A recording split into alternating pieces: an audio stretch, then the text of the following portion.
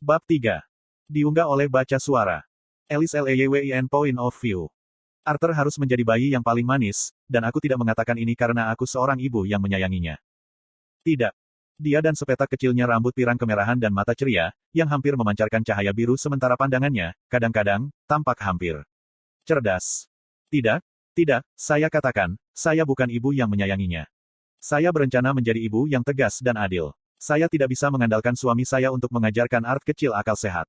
Demi Tuhan, dia mencoba mengajari bayi saya cara bertarung ketika dia hampir tidak bisa merangkak. Saya tahu bajingan kecil ini akan berubah seperti ayahnya jika saya membiarkannya. Begitu dia mulai merangkak, saya sangat bangga bahwa saya hampir menangis, tetapi saya tidak tahu berapa banyak dari dia akan segera setelah dia menjadi mobile. Aku bersumpah, tidak ada satu momen pun di mana aku bisa mengalihkan pandangan darinya sebelum dia merangkak ke ruang belajar. Aneh sekali. Kami memastikan untuk membelikannya banyak boneka binatang dan mainan kayu untuk dimainkan, tetapi ia selalu pergi ke ruang belajar. Bahwa, paling tidak secara langsung berseberangan dengan ayahnya, melihat bagaimana Reynolds hampir beralih dari teks lebih lama daripada surat kabar mingguan. Iklan. Melihat betapa bersemangatnya dia ketika kami pergi ke kota, saya memutuskan untuk berbelanja makanan sekali sehari, bukan 2 kali seminggu. Tidak, tidak, saya katakan, saya bukan ibu yang menyayanginya. Ini untuk pendidikannya tentang dunia luar dan untuk makanan segar di rumah. Ya haha, itu dia. Putraku sepertinya tertarik pada banyak hal. Aku tidak bisa cukup melihat kepalanya, yang tampak begitu tidak proporsional dengan tubuh mungilnya, berbelok ke kiri dan ke kanan ketika mencoba untuk mengambil segala sesuatu di sekitarnya. Dia tampak sangat tertarik dengan praktik ayahnya. Reynolds adalah seorang petualang yang cukup kompeten pada masa itu. Menjadi seorang petualang kelas B pada usia 28 sebenarnya adalah pendakian yang cukup cepat. Memperoleh peringkat kelas E, peringkat terendah, harus mengikuti tes untuk mencegah kami mengirim remaja yang bersemangat tetapi tidak tahu apa-apa ke kematian mereka. Adapun peringkat yang lebih tinggi, saya hanya melihat beberapa petualang kelas A selama bertahun-tahun bekerja di sana dan saya belum melihat petualang kelas S, dengan asumsi mereka benar-benar ada. Bekerja di Adventurer Guild, atau yang baru saja kita sebut Guild Hall, saat itu di Valden, aku melihat terlalu banyak remaja yang bersemangat. Aku bersumpah, aku terkejut mereka tidak melayang jauh dari ego mereka yang terlalu tinggi. Setidaknya mereka ambisius.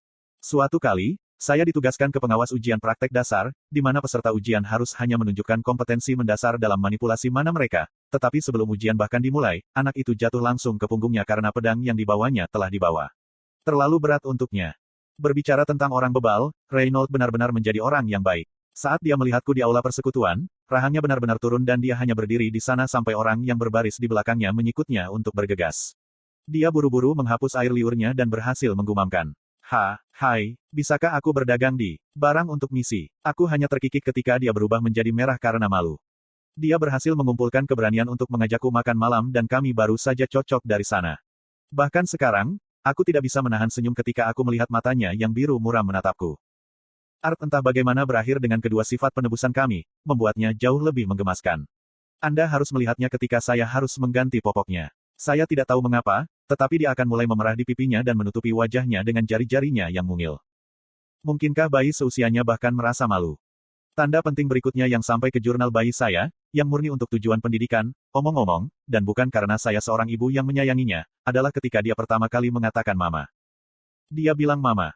Saya mengatakan kepadanya untuk mengatakan, mama, lagi dan lagi, hanya untuk memastikan saya tidak salah dengar. Reynolds merajuk sepanjang hari karena Art mengatakan, mama, sebelum, dada. Haha, aku menang.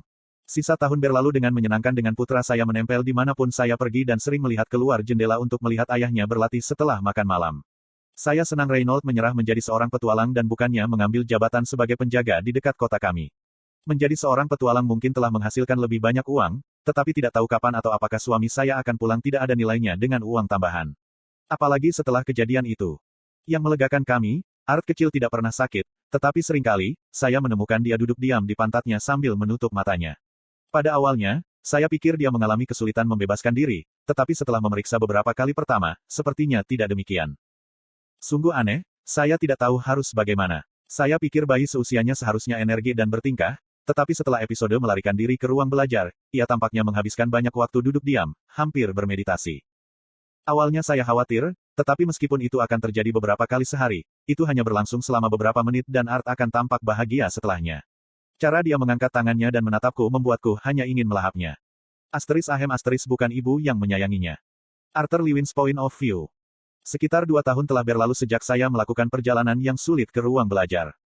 Sejak itu, saya terus-menerus berusaha mengumpulkan bit mana yang tersebar di tubuh saya dan memfokuskannya dalam upaya untuk membentuk inti mana. Biarkan saya memberitahu Anda, itu adalah tugas yang lambat dan sulit. Saya akan menemukan diri saya memiliki waktu yang lebih mudah mencoba belajar bagaimana berjalan di tangan saya dan makan dengan kaki saya di tubuh yang terkutuk ini daripada mencoba untuk membuat inti mana saya mengembun. Saya bisa melihat mengapa buku itu mengatakan bahwa perlu setidaknya sampai usia remaja bagi seseorang untuk bangun. Jika aku membiarkan partikel mana dalam tubuhku bergerak sendiri, itu akan membutuhkan setidaknya 1 dekade bagi mereka untuk tertarik satu sama lain untuk membentuk apapun yang dekat dengan inti mana.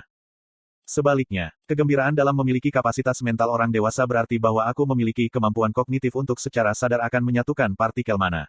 Ini adalah sesuatu yang saya lakukan sebagai seorang anak dalam kehidupan masa lalu saya di sekolah, di mana mereka mengajari Anda sejak kecil untuk belajar bagaimana mengendalikan ki.